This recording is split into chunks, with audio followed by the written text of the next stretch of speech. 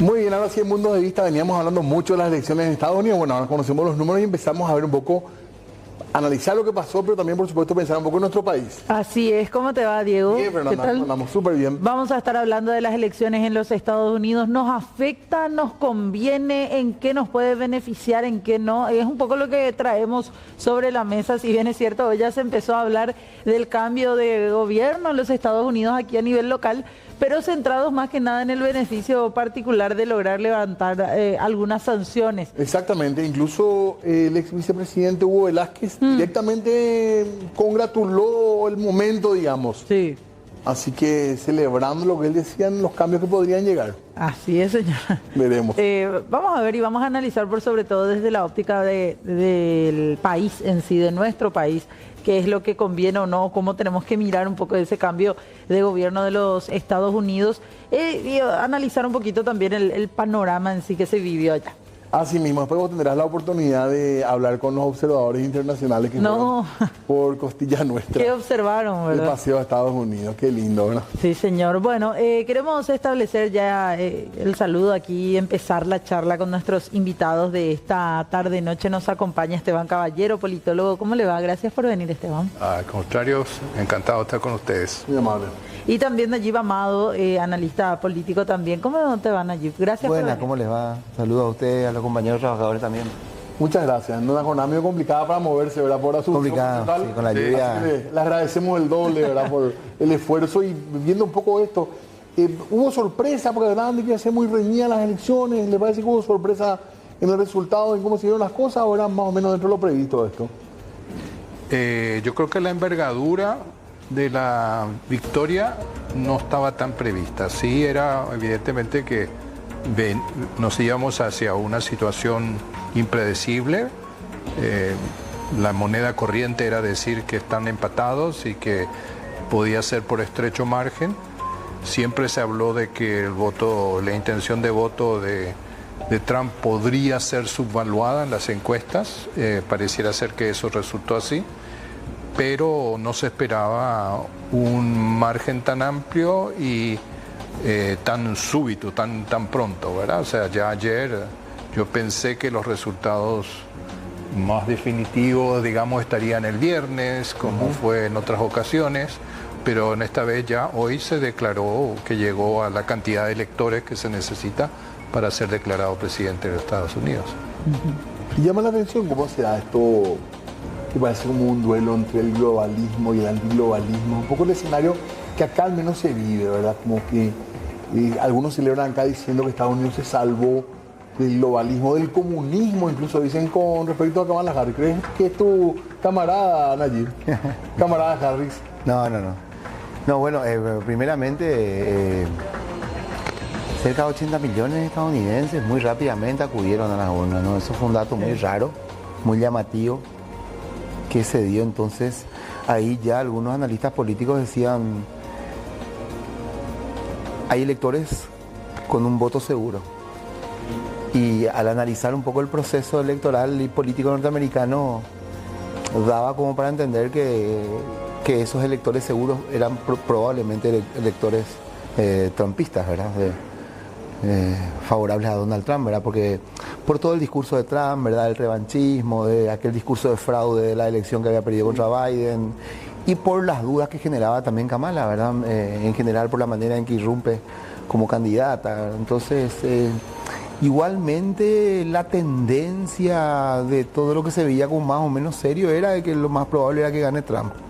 Sí, así como dice el señor Esteban, no habían cálculos en cuanto a la holgura de la victoria, ¿verdad? Pero sí, por otro lado lo del globalismo, ¿no?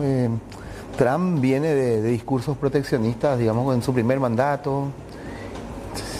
No creo que sea lo mismo, pues son tiempos diferentes, ¿no? Son tiempos diferentes, o sea, hay un antes y un después. Algunos analistas, hay un analista sobre el fascismo que es norteamericano, que es Paxton, ¿verdad? Que dice justamente, hay un antes y un después del 6 de enero del 2021, ¿verdad? Que es la irrupción ahí en el Capitolio de esa masa de gente favorable a Trump, ¿verdad?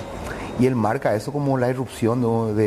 de una expresión que podría llamarse fascista, posfascista, nacionalista, xenófoba, anti-inmigración, etcétera, como más sólida. Entonces, en términos de resguardo en cuanto a políticas migratorias y tal, seguramente va a tener un cambio importante para peor, según mi opinión, ¿no?, los Estados Unidos. Ahora, en el movimiento de capitales en términos financieros, es muy difícil confrontar con el globalismo. Y aunque Trump planteó en su momento, o inclusive otros, no sé, Boris Johnson en su momento también en Reino Unido, ¿verdad? Cuesta muchísimo girar, porque los capitales pues son, a esta altura, por la envergadura que tienen, son como un gran transatlántico en donde para el giro de timón tenés que calcular con demasiado mucho tiempo, es muy difícil, tiene por el peso que tienen los capitales, tiene una inercia muy poderosa. Entonces, salir de la hegemonía financiera de los capitales, que es el tránsito de dinero sobre todo, y generación de ganancias gracias a los operativos financieros sobre todo. Vieron que el capitalismo concentra desde hace unos años la reproducción del dinero en el terreno financiero más que en el industrial. Entonces, a nivel industrial, Trump plantea algunas cosas, pero plantean algunas reducciones de aranceles, plantea sostenimiento de algunas políticas industriales en el terreno de salud, pero que cómo va a sostener con la reducción de aranceles que plantea, o sea, no le va a ser fácil, ¿eh? No le va a ser fácil. Yo creo que esta idea de globalismo y antiglobalismo es una idea muy superficial, que no explica el movimiento de capitales y la cultura dominante. Yo concluyo con esto. Para mí, en todo caso, lo que Trump representa es la personificación de la decadencia, ¿verdad? Una decadencia cultural, una decadencia general de la humanidad, no solamente de los Estados Unidos, de la humanidad, porque todas nuestras vergüenzas combatidas durante muchas décadas como humanos son expresadas de manera desenmascarada, abierta y desvergonzada por parte de Trump. Y esa figura es la que gana adhesión de una mayoría de habitantes de nada más y nada menos que la potencia mundial más importante que existe hoy. Sí, pero muchos votos latinos también se decantaron finalmente por Trump, pese a todo lo que era su discurso en sí, ¿verdad? Anti-inmigraciones. Sí, o sea, el margen de victoria se expresa prácticamente en todos los grupos, digamos, demográficos que son los que se caracterizaban, digamos, al electorado, ¿verdad? Entonces, la sorpresa ha sido la falta de apoyo de los latinos, que es un término que a mí no me gusta mucho porque generaliza una población muy diversa, muy distinta, inclusive también los jóvenes. Hubo un resultado que me llamó mucho la atención en el condado de Madison, de Wisconsin, donde está una universidad y de jóvenes, y sin embargo hubo un gran apoyo a Trump en ese tipo de condado que por lo general es un condado que apoya al Partido Demócrata, ¿verdad?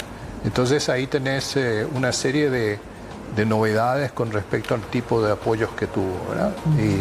Y sí, hubo una variedad de apoyos en términos electorales, ¿no? En términos de los grupos demográficos. O sea, no hubo un temor en la población migrante, o esa población migrante también ya le tiene miedo a los futuros migrantes. Sí, o sea, tenés que diferenciar. El electorado tiene que ser ciudadano. No puede ser que haya un ciudadano descendiente de inmigrantes, ¿verdad? Entonces, la actitud de una persona, hijo de inmigrantes, que ya es ciudadano en el país, va a ser muy distinta a la actitud de un inmigrante irregular que está trabajando en Estados Unidos de manera ilegal, que no va a abrir la boca y se va a quedar callado bajo perfil. O sea, tenés que distinguir un poco las distintas posiciones que tiene. Hay mucha gente que se le dice, hay muchas comunidades latinas, hay la comunidad, digamos, tradicional cubana en Florida, los Tex-Mex de Texas y Arizona, los puertorriqueños y dominicanos en Nueva York. Son varias poblaciones que podrías calificar de latino y que piensan de manera distinta, ¿verdad? También es importante entender que mucha de la comunidad de los llamados latinos no comulgan con alguna de las posiciones de Kamala, en torno a los temas de salud reproductiva, ¿verdad? Entonces hay más conservadurismo en eso, entonces eso también afectó un poco las intenciones de voto. Y el voto, ¿qué pasa con el voto? En general, el voto obrero, parece que el progresismo a nivel mundial le está costando también el voto del trabajador, ¿verdad? Y en el caso norteamericano, en el primer triunfo de Donald Trump, el voto de la clase obrera norteamericana fue fundamental. ¿Y por qué? Para él. Agarraron las banderas de lo que eran los sectores antes. Y bueno, al plantear él que hay que volver de vuelta a tener un Estados Unidos, una América grande, importante, eso se traducía en recuperaciones de tejidos industriales.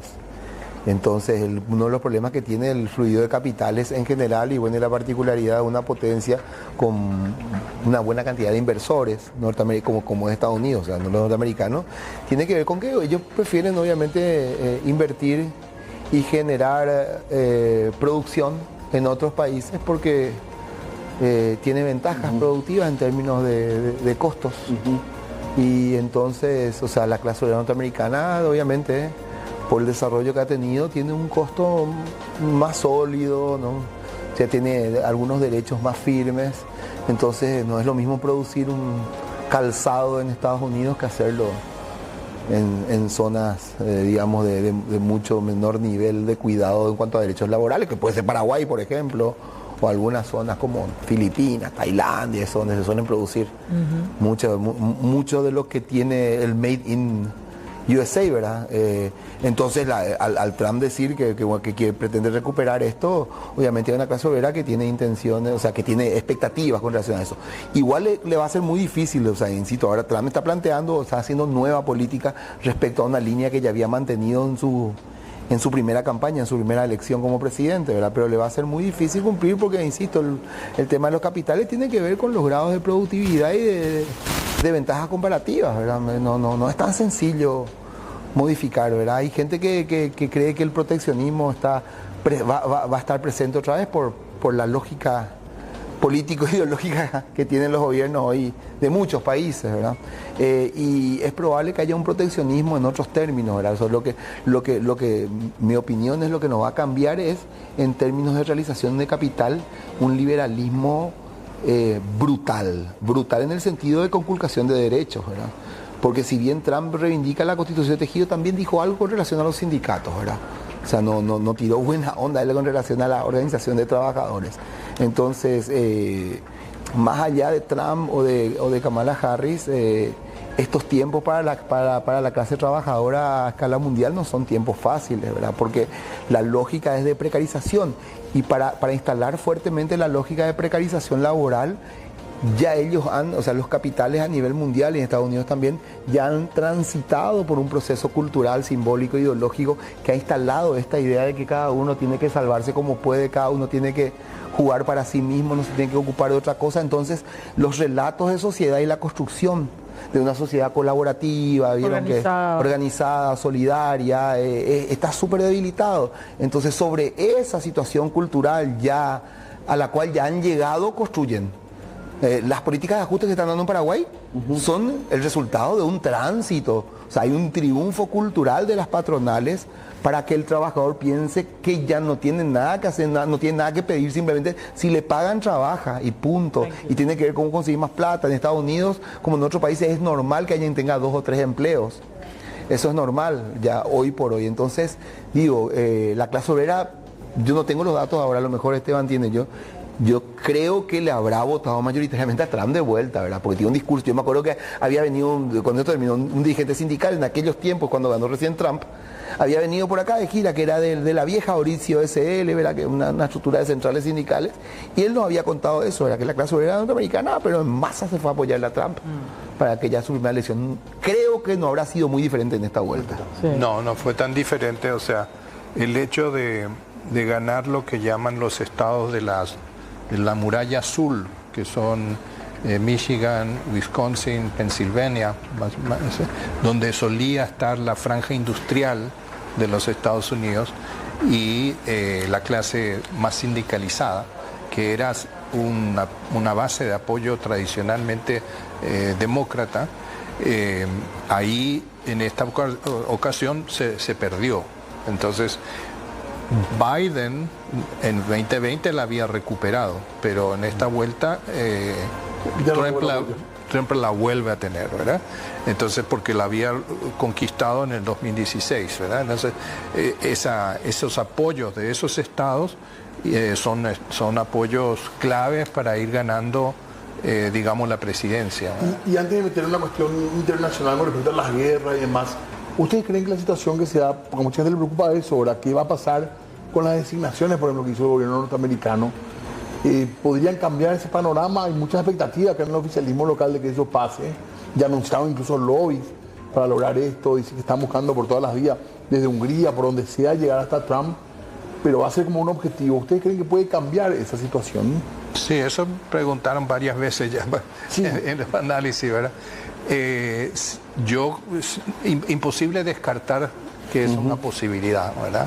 En términos, vamos a decir, de relación Paraguay-Estados Unidos, el hecho de que suba Trump y que haya un partido republicano controlando ambas cámaras, todavía no se sabe qué va a pasar con el Congreso, va a evidentemente facilitar el diálogo entre el gobierno paraguayo y el gobierno de Estados Unidos. Y eso va a permitir también, digamos, hacer un lobby de parte de la presidencia, fundamentalmente en torno a los temas de apertura de mercados, inversión extranjera directa en Paraguay. Esos son temas, digamos, que yo considero como temas de relación internacional entre los países. El tema de designación de Cartes como significativamente corrupto no necesariamente entra dentro de esa agenda, ¿verdad? Esa es una solicitud más política, vamos a decir, que no sé hasta qué punto estarían dispuestos a tomarla como una prioridad o como algo que vaya a ser importante en su agenda de política exterior. No lo veo por qué tendrían que hacerlo, ¿verdad? ¿Cuál sería la ganancia en ese sentido? Porque de todas maneras lo que a ellos les importa sería la relación con el país, no nos vamos a oponer a una inversión extranjera directa de Estados Unidos, ni nos vamos a oponer a una apertura de mercados, claro, porque no están evitando la designación, y eso lo van a considerar como un problema que tienen con un expresidente, una persona, más que con un gobierno, claro, vamos a decir, ¿verdad?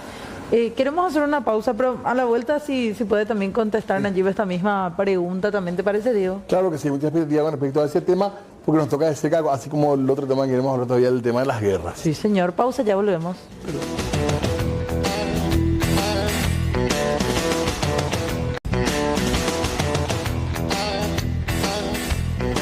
Muy bien, seguimos hablando nosotros el día después de las elecciones del Supermartes. Exactamente, y queremos analizar y dejamos la pregunta, ya la respondió Esteban, respecto a, ¿pueden llegar a cambiar las designaciones del gobierno de los Estados Unidos hacia figuras de nuestro país, Nayib? Sí, bueno, yo concuerdo primeramente con Esteban cuando dice que no se puede descartar. Y al mismo tiempo también concuerdo para decir que no veo, fíjense que las investigaciones en torno a Cartes, si mal no recuerdo, se inician cuando Trump era presidente de los Estados Unidos. Sí. Entonces, ese tipo de medidas son también políticas de apriete de las grandes potencias sobre el liderazgo, ¿verdad? Entonces, digo esto porque tampoco hay pues gente que tiene, no sé si es mucha a esta altura, ¿no? Pero hay gente que tiene la idea de que los Estados Unidos realmente están preocupados por el terrorismo, realmente están preocupados por la corrupción, realmente se preocupan por los lavados de dinero, ¿verdad? O sea, digo, a Estados Unidos no digo los gobiernos o los capitales norteamericanos. Y eso no es tan así, los capitales norteamericanos disputan en lo que es el capitalismo de este tiempo, un capitalismo desenfadado, inescrupuloso. ¿Y cuál es el trasfondo entonces de esas designaciones? ¿No es la lucha contra? No, el trasfondo de esas designaciones son peleas de por ahí. Hay historia, yo iba a colocar cosas, rumores, ¿verdad? Porque no tenemos tampoco ninguna certeza, ¿no? Sí. Pero uno de los rumores fuertes que hay, que seguramente ustedes también habrán escuchado como comunicadores, Esteban como politólogo, inclusive los compañeros acá que trabajan también en el canal, ¿verdad? Es que Cartes se metió en negocio de armas. Y ese es un negocio y en donde los capitales norteamericanos, o sea, él no tenía la venia para hacerlo. Y él se metió sin la venia de algunos capitales norteamericanos, y entonces sobre eso le pusieron la cruz y le empezaron a investigar. Eso está, digamos, se escucha, se dice que, ¿verdad? Entonces, yo tampoco creo que cambie mucho, o sea, por un lado, ¿verdad? Yo no veo que vaya a cambiar demasiado el tema de la designación. ¿Va a funcionar el lobby que quieren hacer? Y dependerá del concierto mundial, de cómo se vayan desarrollando las cuestiones, ¿no? Porque esto es un mundo demasiado complicado, ¿no? No sabemos lo que va a pasar en las próximas semanas, en los próximos meses, mismo acá en Paraguay, van a haber muchas movilizaciones, habrán visto ustedes, ¿verdad? Ahora el 13 están las movilizaciones de sectores organizados sindicalmente para frenar la ley de carrera civil, que es una ley realmente que golpea la estabilidad laboral del funcionariado público, buscan igualar para abajo, la línea del gobierno es precarización total, hay una marcha que va a durar como 4 o 5 días, que sale desde Cacupé y que va a llegar hacia acá, hay campesinos movilizados también, para el 10 de diciembre se está programando otra marcha por derechos humanos que está confluyendo clase trabajadora, campesinado, o sea, es el clima en Paraguay nomás, y bueno, en todo el mundo hay un montón de situaciones bastante complejas. Lo que sí a nosotros mínimamente nos preocupa es que un gobierno narcomafioso como el gobierno cartista, estronista, cuya expresión de rostro es la de Santiago Peña, pero de ninguna manera en cuanto a decisión política, ¿verdad?, que es la de Horacio Carter, se pueda envalentonar en el recrudecimiento de una retórica todavía más dura, más discriminatoria, un poco lo que es Trump. ¿Viste? Trump así fácilmente le manda al quinto infierno a las mujeres, hace bromas contra la gente de otras expresiones étnicas, o sea, es de lo peor, o sea, reivindica la cuestión sanguínea profunda, o sea, todo el conjunto de lo que es Trump es, como decía, es la expresión de una decadencia y de una putrefacción, ¿verdad?, de nuestras sociedades, y tampoco, y no da cuenta del proceso histórico norteamericano, que es un proceso hipermigratorio, ¿verdad? O sea, esa sociedad se construyó desde la migración, ¿verdad?, en todo sentido. Ese país. Lo que tiene que ver con el punto de vista económico, porque estamos viendo acá compartiendo placas también a la par, detrás nuestro en las pantallas, se apoya la estrategia del plan de Trump, digo bien, en 2 puntos clave: recorte de impuestos, nuevos aranceles. A nivel económico, internacional, o fijándonos directamente en nuestro país, ¿puede llegar a incidir también estas medidas que vaya a tomar? Y mira, yo rápidamente digo, él plantea como una de las medidas para traer de vuelta a capitales norteamericanos a la producción dentro del país, es que a las importaciones va a empezar a grabarlas más fuertes. Yo no sé qué tanto puede incidir en el caso paraguayo. Creo que es el cuarto socio más o menos, creo que en términos de flujo comercial que tiene Paraguay con Estados Unidos. No sé qué tanto le puede afectar eso a Paraguay. Y no sé si lo va a lograr Trump, por otro lado, ¿verdad? Entonces, esto yo digo hasta acá, no sé qué piensa acá. ¿Qué opinas, Bueno, él se ha pronunciado a favor de elevar aranceles, sobre todo en el caso de automóviles chinos, por ejemplo. Ha hablado sobre un arancel básico de 10% para todas las importaciones. Entonces, en el discurso de campaña hay motivo para pensar que va a ser más proteccionista, ¿verdad? Exacto. También él, en el periodo pasado, tuvo esos conflictos, digamos, con China y con también, por ejemplo, con el Brasil en términos de acero y los países europeos.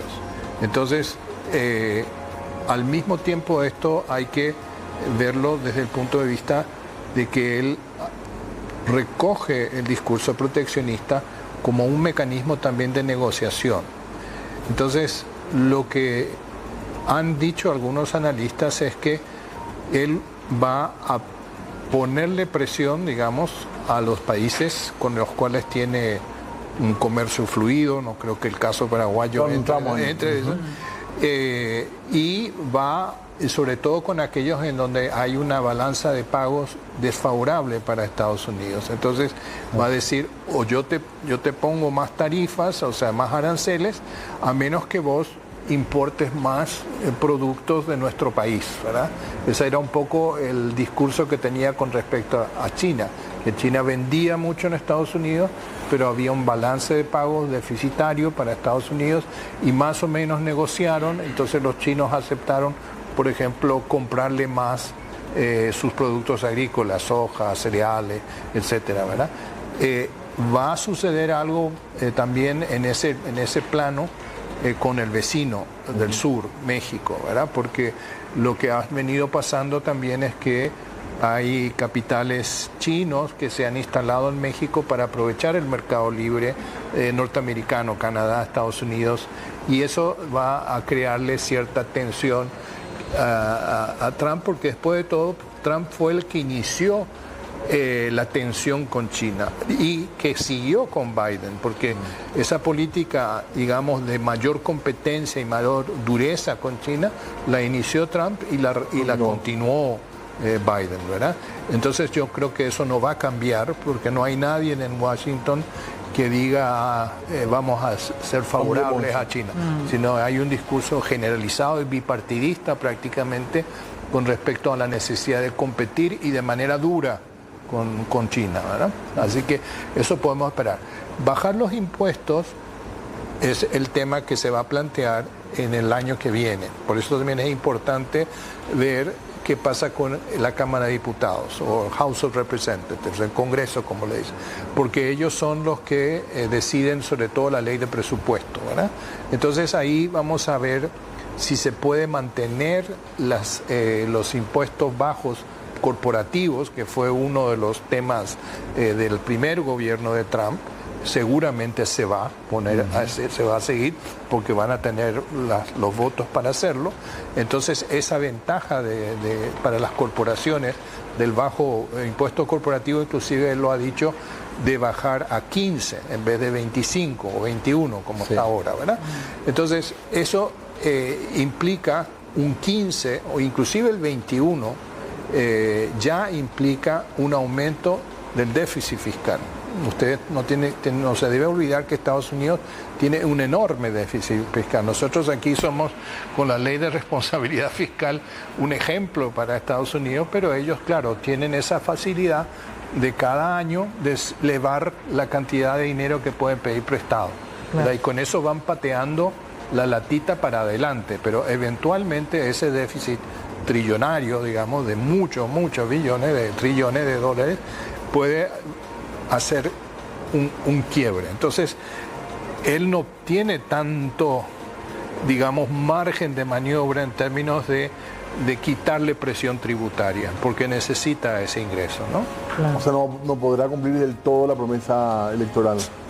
Él es irresponsable. O sea, si él ve que en sus 4 años le conviene, no se va a preocupar que dentro de 10 años eso puede crear un problema, ¿verdad? O sea, ese no es el personaje. El personaje es, claro, me conviene ahora y ya, ¿verdad? Entonces, ese tipo de cosas, pero mucho depende de cómo se conforma su gabinete, a quién llama. Ese es el gran tema ahora.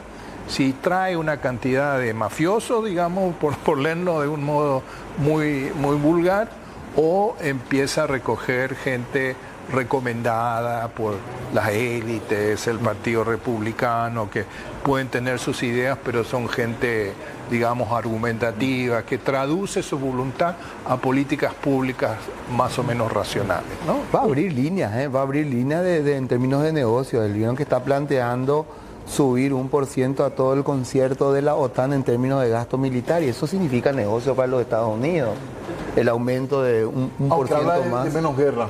Sí, pero él habló de esto, del 2 al 3%, plantea elevar, digamos, el gasto militar de los países socios, porque él amenaza con salirse de la OTAN. O sea, está en eso también, y después la campaña que está en el marco de su misoginia, el odio que tiene hacia las mujeres, de su machismo exacerbado, ¿verdad? Es la campaña de dar vuelta un poco todas las medidas de cuidado ambiental del gobierno de Biden, y el plantear recuperar las perforaciones, ¿verdad? Y bueno, uno de los gritos en los mitines de él era perfora, nena, perfora, ¿verdad? O sea, en cuanto a quitar más combustibles fósiles, petróleo, ¿verdad? O sea, porque él dice que el problema climático es una mentira, el problema ambiental es una mentira.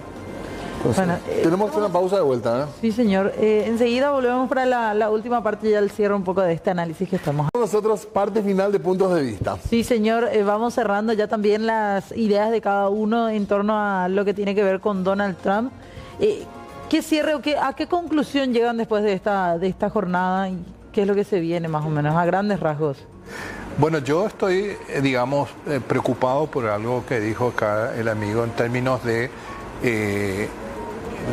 el decaimiento o lo bajo que ha sido el debate político con el trumpismo, ¿verdad? Cómo se ha deteriorado el diálogo, el uso de las palabras, los insultos. ¿Hubo debate pero de bajo nivel? ¿O no Ni hubo siquiera hubo directamente? debate, digamos, le llamo debate, pero yo creo que hubo más Confrontación. expresiones, frases, discursos. El debate en sí que tuvo en televisión fue pobre, digamos, en términos de performance, pero estamos en una época, digamos, en donde da miedo el nivel de violencia y el nivel de deterioro del diálogo entre los distintos actores. Y eso se replica también allí a nivel internacional con otros líderes políticos.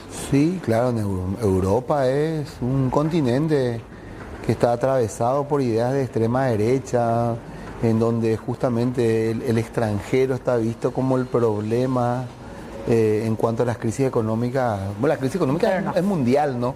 Pero tiene su especificidad en cada país. Y este problema del deterioro del debate está muy ligado, de hecho, con las extremas derechas. Las extremas derechas apelan a lo sensorial, a lo sentimental, a lo emocional. Más pasional que otra cosa. Sí, y de hecho sus liderazgos hacen gala de su no intelectualidad. O sea, colocan que todo tipo de profundidad intelectual está mal. De hecho, Trump cuestiona, él dice que las grandes universidades norteamericanas están dirigidas por comunistas, dice, ¿verdad? Y nada que ver, no tienen realidad. O sea, y de hecho él plantea ir en contra de la conciencia crítica, pero lo dice además.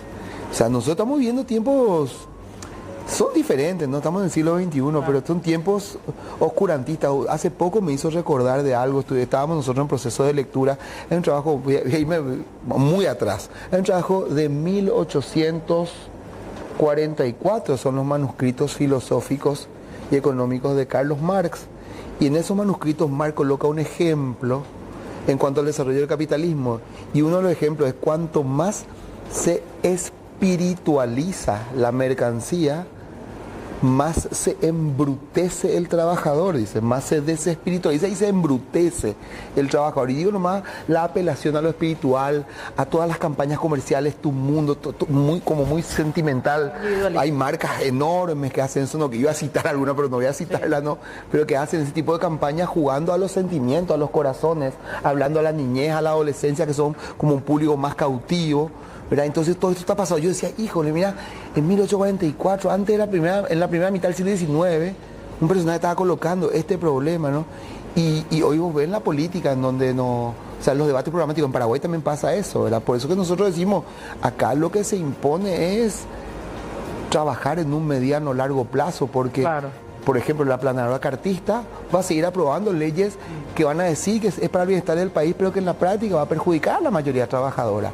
Y eso no vamos a parar. Y entonces hay como un dilema, la gente como está, viste que el tema de los juegos electrónicos, la gente, yo creo que mucha gente está tomando como una especie de jueguito electrónico en su vida, ¿verdad? Entonces vamos todo al muere quien muere y vos te cuidás y creen que es como un juego electrónico donde vos te vas saltando y te bomba para acá y te cuidás y le matás, que tengan que matar y te van nomás adelante, ¿verdad? Es jodidísimo eso, pero una lógica absolutamente antisocial es, absolutamente, y misantrópica, o sea, me importa un pepino la humanidad. Sí. Me importa, yo me importo, y mi hija y mi familia, mi núcleo familiar. Entonces esa lógica hay que romperla, porque esa lógica nos va a perjudicar a todos nos hace vivir mal. Entonces, pero eso ¿cómo rompemos eso? En un trabajo de mediano o largo plazo con la mayoría de trabajadores para entender que somos sujetos de derechos y que hay que recuperar, hay que igualar para arriba, tenemos que recuperar los derechos. Trump va a jugar sobre los derechos también.